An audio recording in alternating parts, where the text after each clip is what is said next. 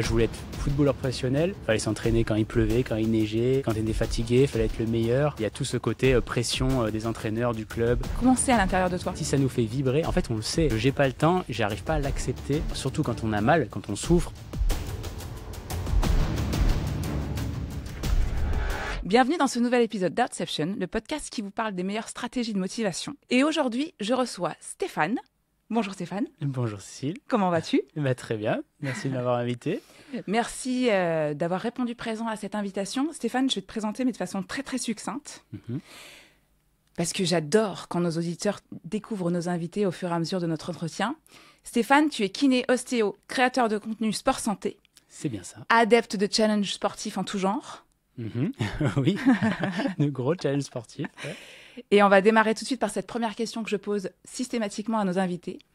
Stéphane, si j'avais le petit Stéphane de 7-8 ans en face de moi, le petit Stéphane, Ouais, le petit. qu'est-ce qu'il voulait faire plus tard, Stéphane? Oula, Stéphane, il voulait, écoute, c'est pas très original, mais il voulait être sportif de haut niveau. Voilà. Il n'y avait pas un sport en particulier, mais sportif de haut niveau. Donc on avait déjà un Stéphane qui courait partout, qui aimait jouer au ballon. Exactement. Mes parents te diront que je courais non-stop. Même quand je dansais, je courais. Pour moi, c'était ma façon de danser, tu vois. Et sur les plages, je faisais des allers-retours non-stop. Enfin, j'étais une pile électrique. Et voilà. Donc à chaque fois, ils aiment bien me raconter ça. Donc tu avais besoin de te dépenser déjà. Tu étais dans l'énergie. Déjà petit, tu étais dans l'énergie. Voilà, un peu trop. Donc ce que tu es en train de me dire, c'est qu'à 7-8 ans, ton rêve finalement, c'était de devenir un grand sportif? Exactement. En tout cas, c'était le sport qui déjà m'animait. Et déjà, j'aimais le côté un peu compétition. Il fallait toujours me challenger avec les copains. On allait faire du vélo, il fallait que j'arrive premier. Alors que c'était nul, hein, mais j'avais toujours besoin de me challenger. Et pour quoi que ce soit, si je jouais aux billes, il fallait que je gagne. Il fallait toujours que je gagne. Et en fait, c'est ce côté-là qui m'a plu après quand j'ai commencé à faire des compètes dans différents sports. C'est vraiment ce côté dépassement de soi qui m'a plu. Ouais, c'est ce que j'allais te poser comme question en fait. Est-ce que c'est vraiment finalement le côté dépense physique ou c'est le côté gagne et challenge qui prenait le dessus? Ouais, un peu des deux. Hein. En tout cas, quand on joue la gagne, on se dépasse. Quoi qu'il arrive, on se pousse un peu dans le rouge. Et c'est cet effort-là qui me fait vibrer. Ouais. Est-ce que tu as un sport de prédilection déjà quand tu es petit? J'ai fait un peu de judo et Ok. puis après je suis parti dans le football. Il y avait un club pas très loin de chez moi et je me suis inscrit, enfin en tout cas mes parents m'ont inscrit. Et après ça s'est fait de fil en aiguille et je suis resté dans le foot assez longtemps. Ouais. Ouais. Alors vas-y, c'est-à-dire assez longtemps. Ça veut Alors dire quoi? j'ai eu la chance de pratiquer le foot à haut niveau. D'accord. Donc à l'âge j'ai commencé et j'avais 7-8 ans justement. Le petit Stéphane était là. Déjà présent Voilà, sur déjà les terrains. présent. Et puis en fait je pense pas que j'étais forcément doué à cette époque-là, hein, mais en fait, je me suis fait repérer par un centre de formation. Donc, c'est une espèce, pour ceux qui ne connaissent pas, c'est un internat où on met les jeunes prometteurs à ce sport tous ensemble. Et puis, on joue au foot un peu matin et soir. Et on va à l'école en parallèle. Donc, c'est une espèce de sport-études plus poussé. Et je suis rentré à l'âge de 13 ans. Mhm. Et après, j'ai fait jusqu'à mes 20 ans dans ces centres. J'ai joué notamment à l'époque l'ASCAN qui était un gros club ici formateur, un des meilleurs français. Et puis après, je suis parti à Strasbourg jouer à 17 ans, enfin à 16 ans. Je suis parti à Strasbourg faire la suite de ces centres de formation. Et donc voilà, un peu spécial hein, parce qu'on est loin des parents, loin des amis, voilà, loin de la famille et on essaye de percer dans ce sport. Et voilà, donc j'ai pratiqué jusqu'à malheureusement 21, 22, où après je me suis blessé et j'ai dû arrêter le foot. Ce parcours-là. Ouais. Alors avant d'aller sur la suite du parcours, du coup, je vais venir déjà sur cette première étape de vie qui est hyper importante et qui me rappelle d'autres invités que j'ai pu recevoir. Pour pas citer Morgane Amalfitano, Ouais. par exemple, où on a parlé aussi de centre de formation, ou d'Asma Nyang. Et Morgane, j'étais dans le même centre que lui, il avait 1 an de plus. Et- 2 ans de plus, je crois. Génial, incroyable. Ouais. Et en fait, ce qui me touche en tout cas dans votre discours quand vous partez en centre de formation, parce que j'imagine que ça doit pas toujours être facile.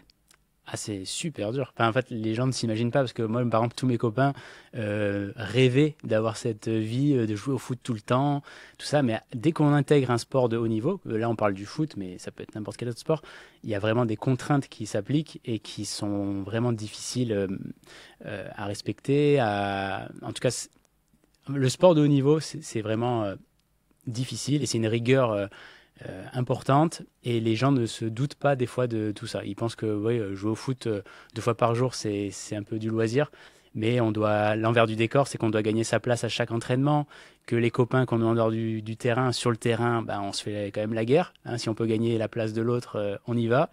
Et il y a tout ce côté pression des entraîneurs, du club. Puis un peu plus tard, dès que les matchs sont un peu plus vus, médiatisés, bah, on a quand même cette pression, hein, et c'est pas évident tous les jours. Alors c'est ça qui m'intéresse. Comment tu fais?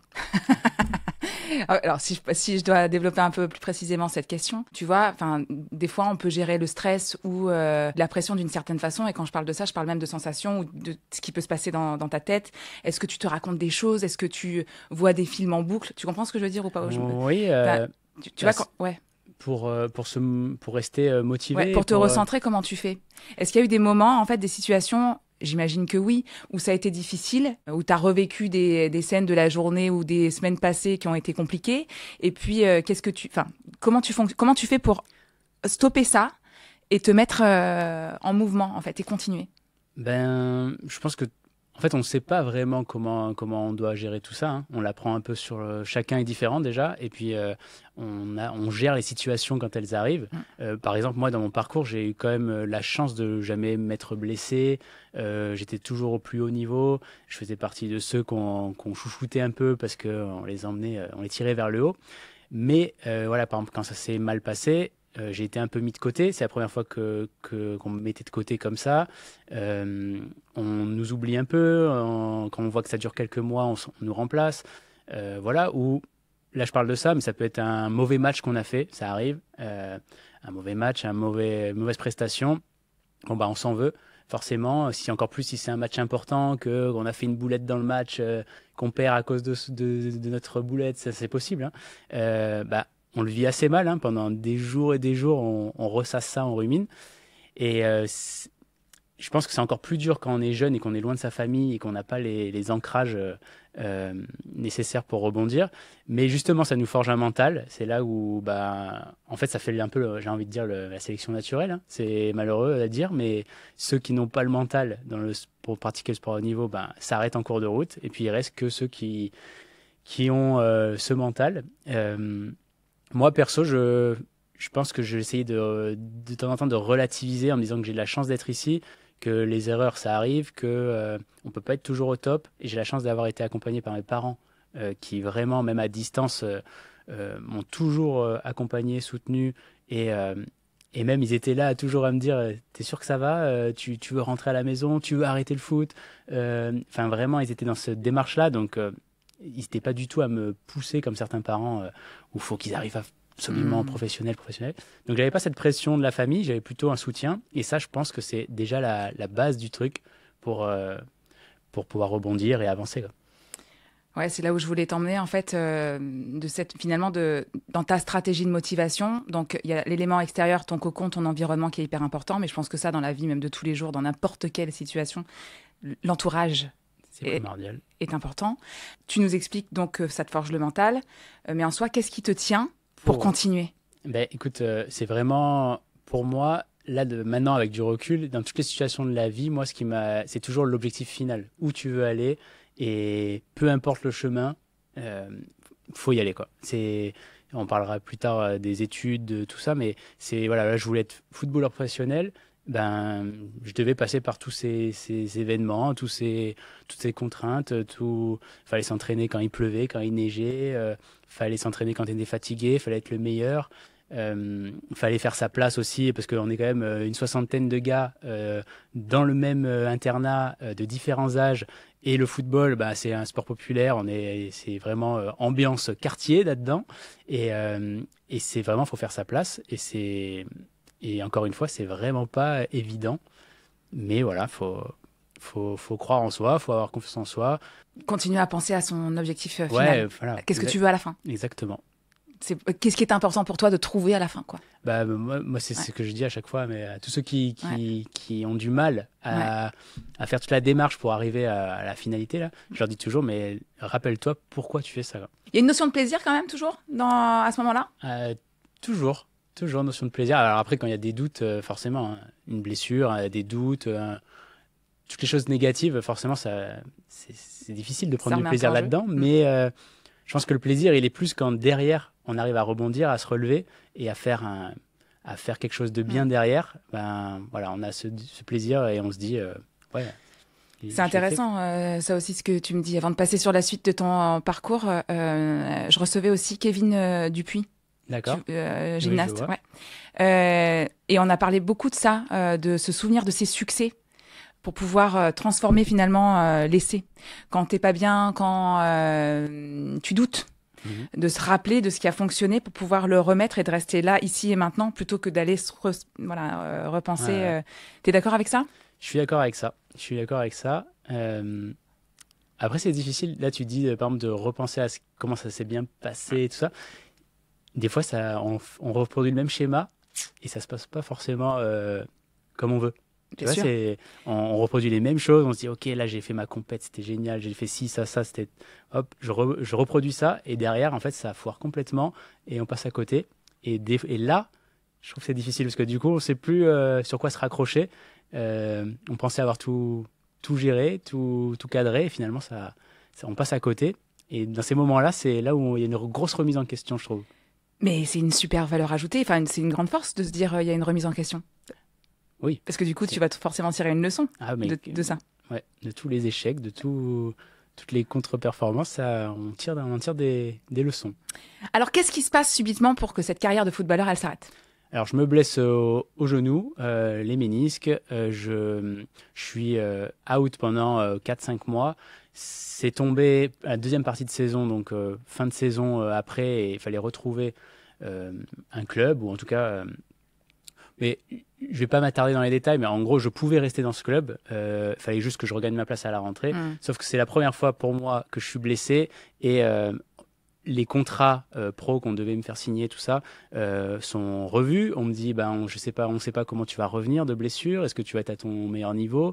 Donc, on te fait signer un contrat moins bien, mais voilà, il sera évolutif. Et moi, à cet âge-là, je prends ça un peu comme un échec, une trahison surtout de la part de mon club. Et du coup, je décide de partir, mais en n'ayant pas de quoi rebondir derrière. Hein. Je pars un peu sur un coup de tête en disant, non, si c'est comme ça, je pars. Sachant qu'à l'époque, j'avais plusieurs clubs, mais là, blessé, c'est pas la même. Et voilà, puis on a des agents qui s'occupent de nous et tout ça à cet âge-là. Et ça s'est pas très bien passé avec l'agent, le club, les parents, et en fait l'un dans l'autre en fait j'ai décidé d'arrêter complètement du jour au lendemain et puis voilà, puis passer à autre chose. Ça a été, je te dis ça maintenant, mais j'ai eu 2 ans d'errance un peu à savoir qu'est-ce que je vais faire de ma vie. J'ai joué au foot, j'ai été dans une bulle. Les gens se rendent pas compte, mais on signe des autographes après les entraînements, après les matchs. On est protégé, on passe les examens, le bac, je l'ai passé dans certaines conditions. Le permis de conduire, on m'a fait que parler de foot. Enfin, il y a plein de choses comme ça. On se rend pas compte quand on y est dedans, mais en fait, on est vraiment dans une bulle. Et quand on sort de là-dedans, et tout sportif de haut niveau qui sort de là-dedans le dira, hein, c'est vraiment difficile de rebondir et de se dire, d'être confronté à la réalité de la vie, parce qu'on n'est pas du tout dans la réalité dans ces milieux-là. Alors comment tu fais à ce moment-là pour retrouver le chemin? Eh ben, je fais des petits boulots, j'essaye de tester des trucs, j'ai fait un peu d'hôtellerie, j'ai fait des petits boulots à droite à gauche, et puis ça m'a permis au moins de savoir que je pouvais pas avoir un patron, je pouvais pas avoir quelqu'un au-dessus de moi, je pouvais pas recevoir des ordres, et ne sachant pas quoi faire, j'avais qu'un seul métier qui me parlait, c'était celui de mon papa, kiné et ostéo. Voilà. Et du coup, je l'avais déjà vu exercer plein de fois en étant avec lui. et je voyais un peu ce côté relationnel avec les patients. Puis il avait une manière d'exercer vraiment sympa. Les patients l'adoraient pour sa personnalité. Et ça m'a donné envie de faire ça. Donc je me suis dirigé vers les études de kiné. Et donc je suis allé à un salon comment on appelle ça, un forum des métiers. Forum des métiers. Et je me suis renseigné sur les études à faire en kiné. Et puis il se trouve que la dame qui m'a reçu ne comprenait pas ma démarche en tant que sportif de haut niveau de passer à kiné parce qu'il fallait faire médecine. J'avais pas le bon bac, j'avais un bac économique et social, et elle m'avait clairement dit que c'était impossible pour moi de devenir kiné. Fantastique ça. Fantastique, donc voilà, mon côté challenge m'a poussé à lui montrer le contraire, et du coup je remercie cette femme qui m'a boosté, et j'ai quand même pris les devants et je suis allé faire mes études et j'ai réussi. Bravo. Et voilà. Et tu avais 21 ans là du coup? J'avais 22. 22. Ouais. Et tu t'engageais sur combien de temps là? Et je m'engageais pour 4 ans de kiné. Et puis après, j'ai enchaîné avec mes 5 ans d'ostéopathie. Quelle leçon! Bah, écoute, non, mais c'est beau. Alors, pourquoi je dis ça? Parce que, on en a discuté un petit peu avant. Dans mon quotidien, je reçois des personnes parfois qui se mettent des freins ou qui voient finalement les choses comme des freins. En l'occurrence, ça aurait pu être cette dame qui te dit non, c'est pas possible parce que vous avez un bac économique et social et qu'il faut un bac scientifique. Et donc là, tout s'arrête. Alors que toi, finalement, tu prends le parti de dire, en fait, si, c'est ça que je veux faire. Parce que c'est ça qui m'anime, parce que papa le faisait comme ça, parce que finalement, ce qui m'intéresse, c'est d'être indépendant. Je devine, hein, mais c'est peut-être pas tout à fait ça. Hein. C'est d'être indépendant, c'est de continuer à voir des gens, peut-être continuer à côtoyer ce monde de sportifs qui me porte depuis que je suis petit.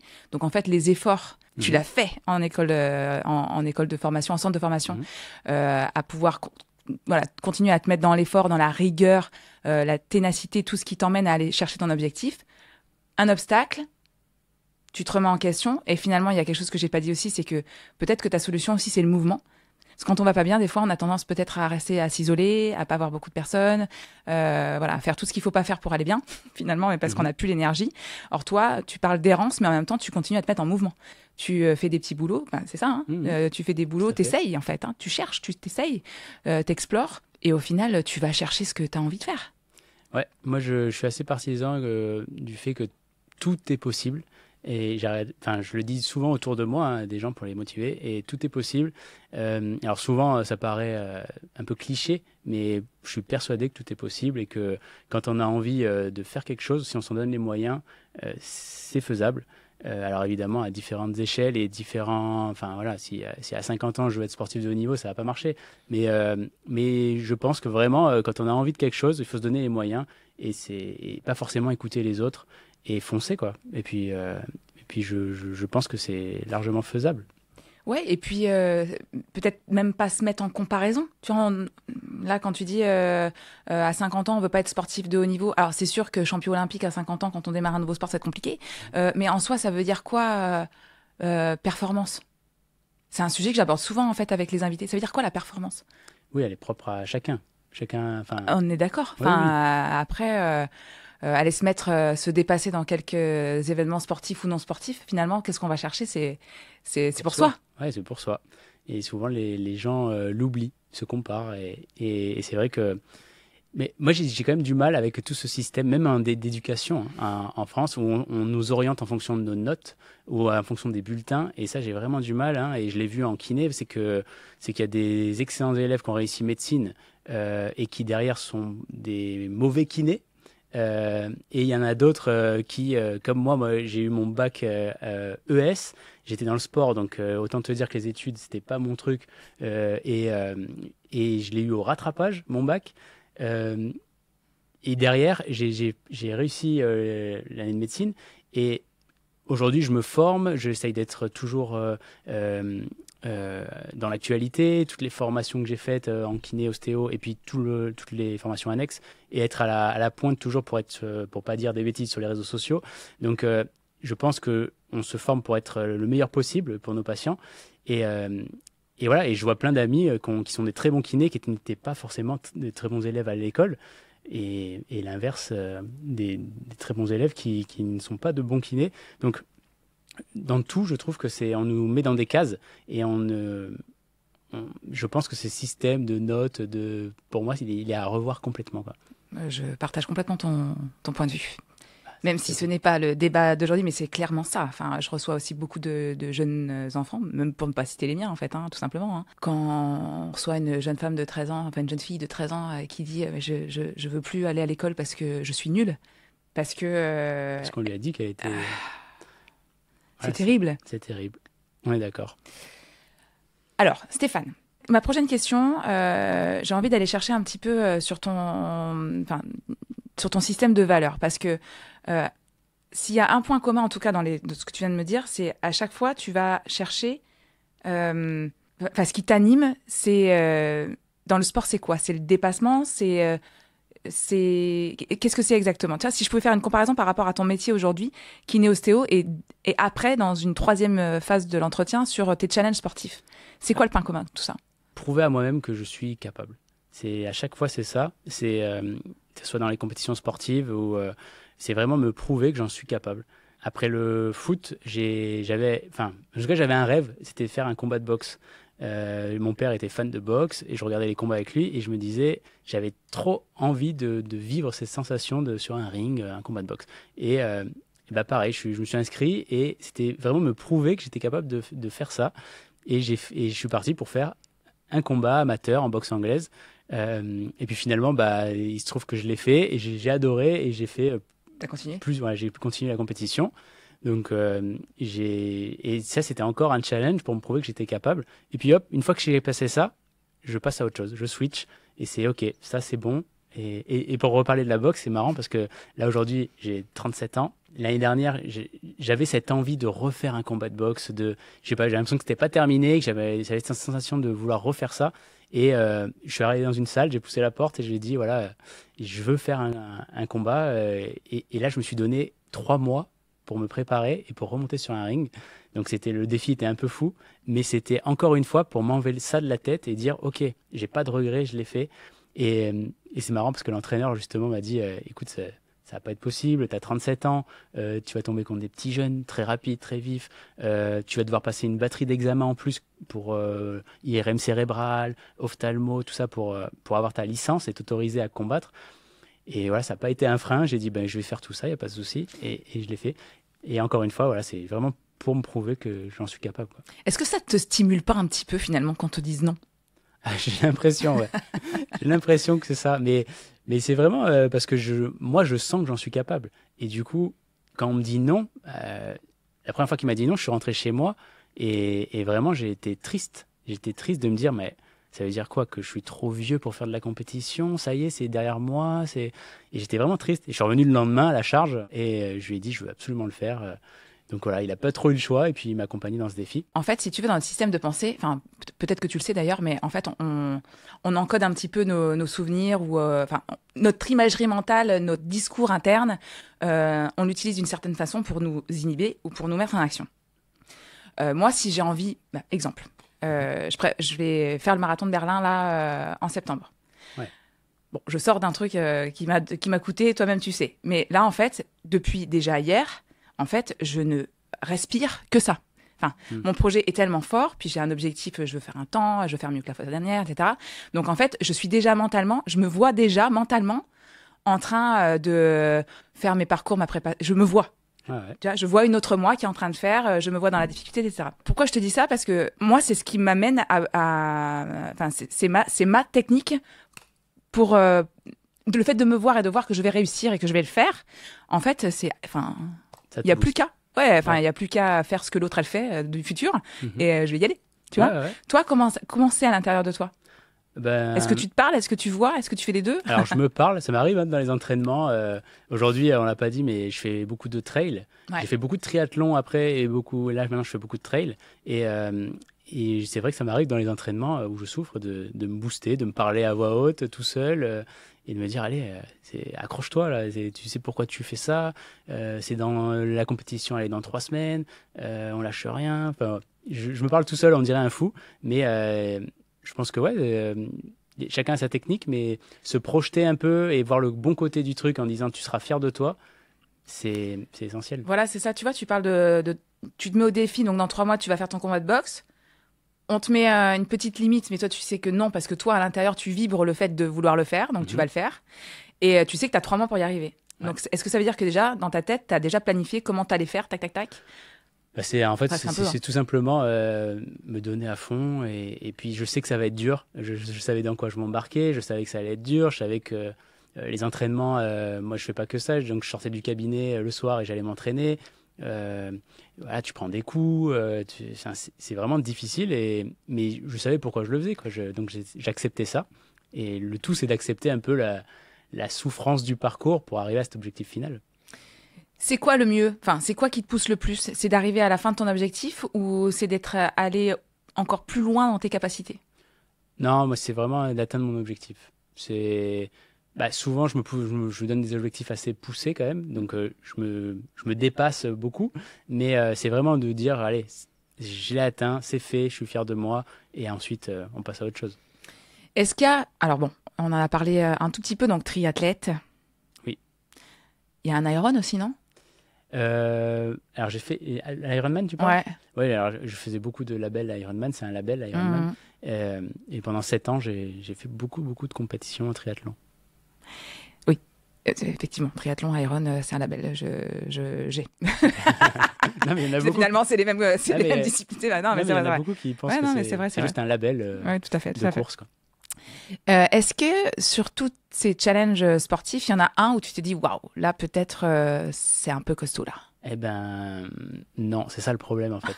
C'est vraiment le problème, c'est que j'ai fait des marathons des sables dans le désert au Maroc, en Jordanie, c'est 120 km en autonomie complète et même ça, c'était juste un objectif à atteindre et une fois que c'est fini, alors il y en a, ça peut être l'expérience d'une vie. Moi, à chaque fois, c'est ok, je l'ai fait, super, j'ai kiffé, c'était génial, je suis fier. Je passe au prochain, quoi. C'est vraiment, peut-être tu peux me dire, hein, mais ce genre de profils qui ont toujours besoin de se challenger, pourquoi en fait on n'est jamais rassasié? Ouais. Il y a que toi qui connais la réponse. Ouais. Alors tu la connais pas encore consciemment, certainement, mais c'est un sujet qu'on pourrait développer. Ouais. C'est qu'est-ce qui fait que pourquoi c'est si important pour toi? Pose-toi cette question. Pourquoi c'est si important pour moi d'aller remplir ça? Qu'est-ce que tu vas chercher? Mais moi, j'ai pas la réponse. D'accord, j'espérais. Avec plaisir de te guider sur ce chemin, mais évidemment, la réponse, elle est en toi. Ça doit cacher quelque chose. Il faudrait que je me pose et que je réfléchisse avec moi-même. Est-ce que tu es quelqu'un qui pense beaucoup, Stéphane? Ouais, je cogite beaucoup. Ouais. J'ai toujours le cerveau en ébullition sur plein de trucs. Je pense à 10 000 trucs à la fois. Est-ce que c'est moteur ou est-ce que c'est inhibiteur? C'est moteur, jusqu'à une certaine limite.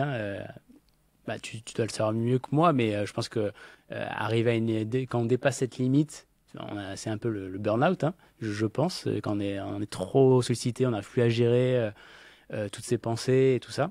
Mais sinon, d'être toujours stimulé, de penser à tout ça, je pense pour moi, c'est une force et un moteur. Je sais que parfois, je me dis, bon, là, j'ai envie de couper et de vacances, enfin, en tout cas, de plus rien penser, d'avoir rien à faire. Et en fait, au bout de 3 jours où je fais rien, je suis obligé de repartir dans des projets, dans des trucs. Ça me stimule.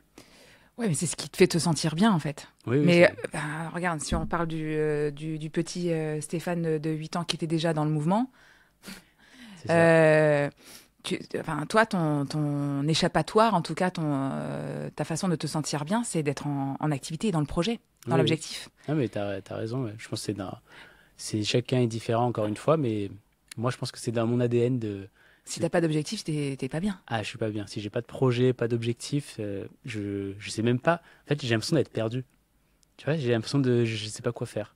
C'est un truc de fou. Ouais, je comprends. Alors, comment tu fais aussi, c'est ce que je voulais voir avec toi, parce que tu as une activité professionnelle aussi intense, mais en fait, il y a même dans tes projets sportifs, tes challenges lourds, enfin, je veux dire, le marathon des sables, c'est quand même une sacrée aventure, hein. En termes de préparation, j'imagine que ça doit être quelque chose aussi, enfin tout, que ce soit les tris, etc. Mais t'as pas de limite en fait de ce que tu es en train de me dire et de ce que je reçois, c'est que ok, moi je me mets ça comme objectif, je sais que ça va me prendre du temps, je sais que ça va me demander de la rigueur, de la contrainte même en termes d'agenda, mais en soi, ok, enfin, t'y vas. Oui, ouais, bah, je pense que, bah, encore une fois, pour moi, tout est possible. C'est-à-dire qu'on peut. Moi, si je me fixe un objectif comme ça, un triathlon, ben, là, voilà, en dehors de mes journées, alors, tu vois, ça rejoint un truc où j'ai beaucoup de patients qui me disent j'ai pas le temps. Alors, le j'ai pas le temps, j'arrive pas à l'accepter. Surtout quand on a mal, quand on souffre, quand j'ai pas le temps de faire mes exercices ou j'ai pas le temps d'aller au sport et tout, j'arrive pas à le concevoir. On peut se lever plus tôt, alors évidemment, hein, c'est très contraignant, hein, mais par exemple, voilà, alors j'ai la chance de pas avoir, enfin j'ai la chance, en tout cas j'ai pas d'enfants, donc j'ai du temps. Quand on a des enfants, c'est plus compliqué, mais je faisais mes journées, je commençais à 8h30, 9h, j'étais dans l'eau à 7h du matin pour aller m'entraîner en triathlon, donc en natation. Et le soir, j'allais faire mon double entraînement. Donc après ma journée de boulot, j'allais avec mon vélo ou courir. Et je faisais ça toute la semaine, non-stop, pour atteindre mes objectifs. Et je pense que voilà, il y a toujours moyen de s'organiser avec ces contraintes. Et quand on se fixe un objectif, ce qui est important en priorité de savoir, c'est quel temps j'ai à accorder à ça. Pour moi, c'est l'essentiel. Quand on construit un planning d'entraînement, c'est quel temps je vais accorder. Parce que oui, j'aimerais m'entraîner tous les jours, mais quel temps j'ai pour ça? Est-ce que je peux? Oui, non. Et dans ces cas-là, il faut faire en fonction de son planning. Mais il y a toujours moyen de rajouter des séances avant, après, en fin de journée, et de se dépatouiller, quoi. C'est une question de volonté, je pense. Beaucoup. Ouais, ou peut-être de source de motivation. Oui, aussi. Tu vois, tu te mets en action parce que le trio gagnant, c'est la motivation, la capacité et le déclencheur. Ouais. Si t'as pas les trois, en fait, tu bouges pas. Il n'y a pas de résultat. Donc, si tu as le déclencheur, je me suis fait mal, mon kiné-ostéo, il m'a dit qu'il fallait que je fasse des mouvements. Donc, je suis en capacité de le faire parce qu'il m'a montré comment il fallait faire, mais je suis absolument pas motivée. Ça marche pas. Ça marche pas. Donc en soi, mais ça marche dans le sport, mais ça marche dans n'importe quelle autre situation du quotidien en fait, tu vois. Ouais. Quand professionnellement ou personnellement dans tes projets de vie, là pour le coup, tu as envie de faire quelque chose, mais qu'il te manque par exemple une capacité. Soit une capacité financière, soit une capacité, une compétence physique ou j'en sais rien, une formation. Est-ce que la question, c'est pas de se poser comme en sport? Ok, de combien de temps j'ai besoin ou qu'est-ce qu'il faut que j'aille chercher? Là, je fais mon marathon ou tu fais ton trail ou je sais pas quoi demain et tu vas te poser la question, ok, moi pareil, j'essaie de deviner. D'ailleurs, c'est quoi ton prochain défi sportif? C'est la semaine de l'UTMB fin août, l'OCC. C'est 57 km et 3500 de dénivelé. Ça va piquer. Ça va piquer fort. Ouais. Donc là, c'est quoi ton objectif? Cette course, ouais. D'être le plus performant possible. En général, je me fixe 2-3 objectifs. On va dire du plus crédible enfin, en tout cas, du plus réalisable au moins réalisable. C'est-à-dire un peu la version top du top. Et voilà, là, par exemple, j'aimerais rentrer dans le top 100. Voilà. Top 100, je serais très content parce qu'il y a un énorme niveau mondial sur ces courses. Et ensuite, si je pouvais passer dans les 80 premiers et pourquoi pas un top 50, je serais le plus heureux du monde. Après, faut être réaliste et il y a beaucoup de trailers élites, des gens qui font que ça. Moi, je le fais avec mes contraintes du quotidien, mais voilà, ça me booste en fait de viser haut. Et puis on verra, le but c'est de franchir la ligne d'arrivée et d'être content de ce que tu as donné, hein. Après, le reste en soi, c'est pas grave. Donc ça veut dire qu'en termes de capacité, tu sais que tu es capable d'être dans le top 100. Voilà. Et tu peux réévaluer aussi tes capacités pour réorganiser ton entraînement et ton plan d'entraînement pour peut-être gagner des places et accéder à Voilà, mais ça c'est dans l'idéal. Après. Mais de la même façon, quand tu voulais être kiné et qu'on t'a dit non, t'as un bac ES et t'as pas fait d'année de médecine, tu dis ok, tu vois, motivation, je veux être kiné. Il manque en termes de compétences une année de médecine, tu te mets en action pour le faire. Ouais. J'aime bien faire cette comparaison-là parce que souvent on oublie, des fois on pense que c'est impossible parce qu'il nous manque une case, mais est-ce que la case elle n'est pas possible d'être remplie par l'effort? C'est ça, ouais, exactement. Ou par l'organisation? Exactement. Je pense que ça c'est tout à fait réalisable. Enfin, en tout cas, faut se dire que ok, c'est des étapes à passer pour mon objectif. Et je vais les passer. Hein, voilà, c'est comme ça. Même si c'est contraignant, même si c'est dur, même si c'est Voilà, il faut le faire pour atteindre son objectif. Faut que les gens arrivent à croire en eux le plus possible, quoi. Et comment on fait pour croire en soi? Bah, faut pas se comparer, il faut savoir pourquoi j'ai envie de le faire et si ça nous fait vibrer. En fait, on le sait. Au fond de soi, on le sait. Quand il y a un truc qui nous fait vibrer, euh, on peut. Enfin, on le sait. Maintenant, il faut s'en donner les moyens. Et, je pense que c'est de plus s'écouter, en fait. De s'écouter. Voilà, les gens, des fois, ils rêvent de ça, mais ils ne vont pas au bout parce que bah, c'est un rêve. Mais pourquoi pas, quoi? Pourquoi on n'irait pas le chercher? Pourquoi on remplirait pas certaines cases qui nous manquent et justement aller décrocher ça si ça nous fait vibrer? On n'a qu'une vie, c'est dommage de s'en priver, quoi. Alors, Stéphane, tu es aussi créateur de contenu sport santé. Ouais. Tu sors un ouvrage. Un ouvrage. Un ouvrage. Mais tu sors un ouvrage. Oui, je sors un bouquin, un livre. Je suis très fier d'avoir écrit ce livre. C'est un livre qui s'adresse vraiment à monsieur, madame, tout le monde, sportif ou non, jeune ou moins jeune. J'essaye de leur donner les clés pour comprendre un peu plus le fonctionnement de leur corps et prendre en main leur santé. Parce que je dis toujours qu'il faut savoir s'écouter, mais pour s'écouter, il faut connaître son corps. Donc là, je donne un peu toutes les infos et conseils simples et accessibles pour mieux le comprendre. Et surtout, savoir par où commencer. Voilà. Donc il y a un programme d'accompagnement de 2 mois que j'ai fait en vidéo, donc sous forme de QR code. 2 mois progression avec des routines matinales, renforcement, séances d'étirement, enfin plein de choses que j'accompagne à la fin du bouquin.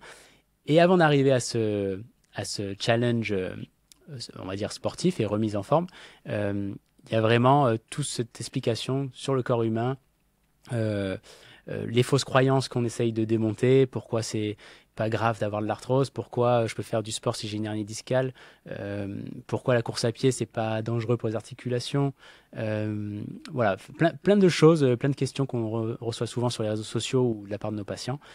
Et en plus de ça, chose que je n'ai pas encore dit, c'est... Waouh, c'est une exclue! Non, c'est une exclue.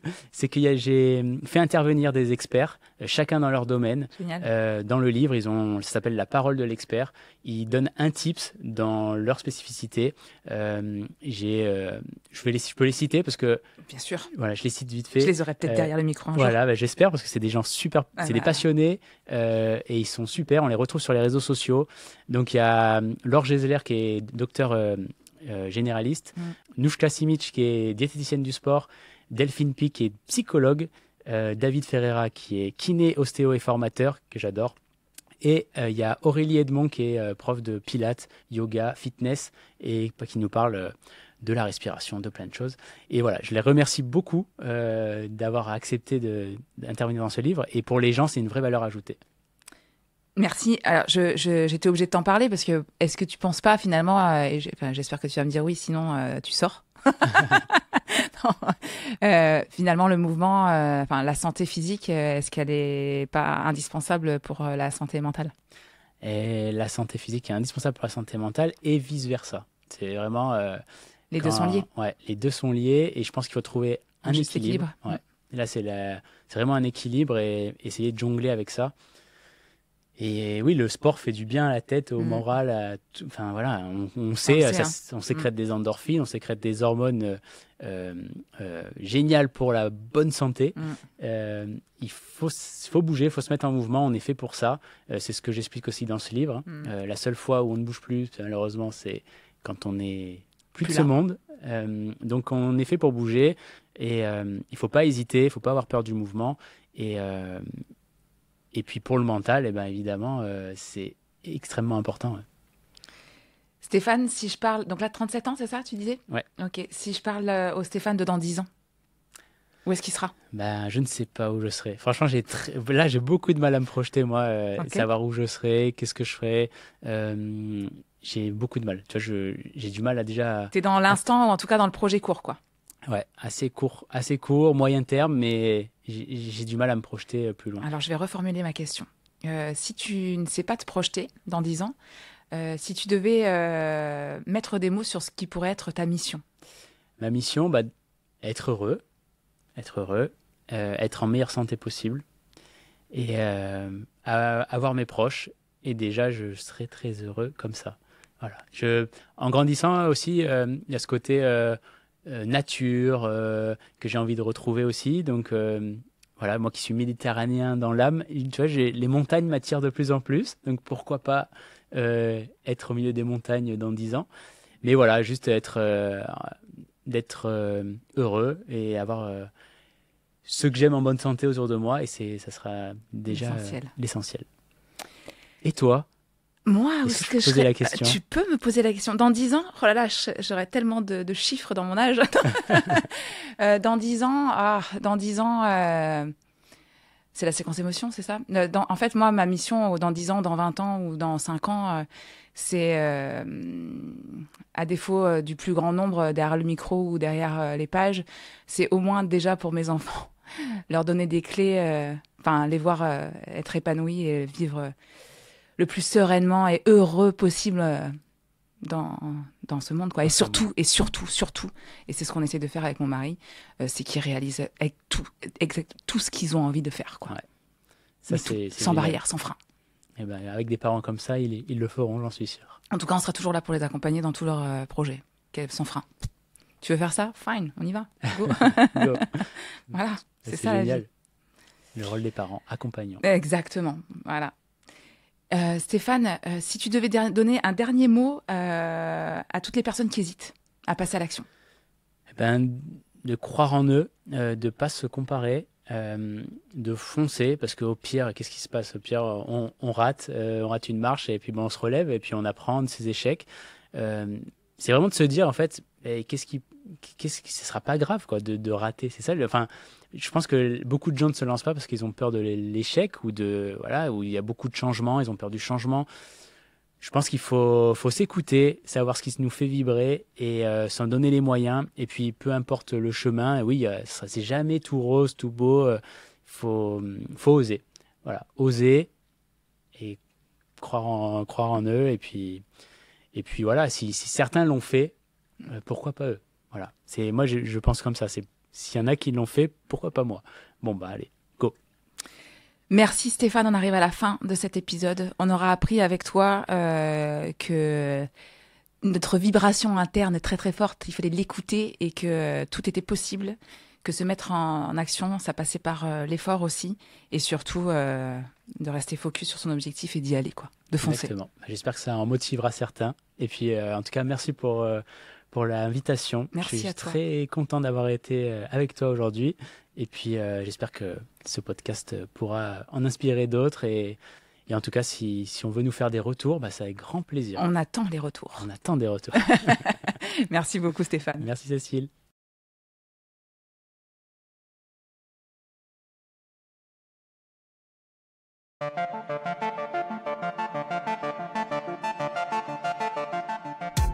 Merci d'avoir écouté, visionné cet épisode. J'espère qu'il vous a plu.